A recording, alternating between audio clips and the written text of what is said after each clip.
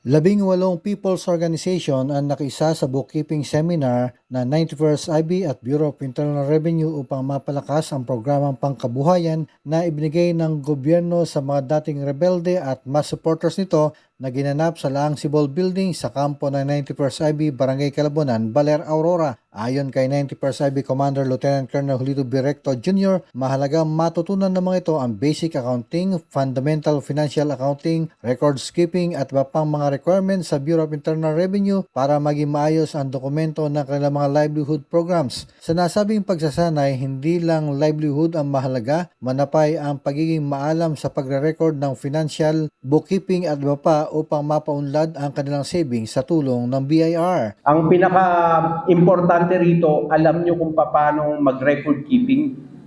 Paano nyo i-record yung pumasok, lumabas, kinita, hanggang para magkaroon ng transparency sa ibang member. Hinikayat din direkto ang publiko na tumulong at bigyan ng pagkakataon na makapagbagong buhay ang mga dating kasapi ng teroristang CPP-NPA. Responsibilidad daw ng lahat upang makamit ang pangmatagalang kapayapaan, maging law-abiding citizens makiisa para sa kapayapaan at kaunlaran. Pinasalamatan naman ni Revenue Officer BIR Revenue District Office 022, Baler, Mary Clovis Makatsyag ang mga hakbangin ng 91st IB na makapagbahagi ng kaalaman para sa People's Organization sa Aurora. Kaya kami po ay nagpapasalamat sa 91st Infantry Battalion dahil binigyan kami ng pagkakataon na matulungan po kayo lalo na sa pagbubukid. Ang aktibidad ay bahagi din daw ng kanilang taxpayer awareness program para sa bookkeeping, registering, filing at iba pa. Ang 70%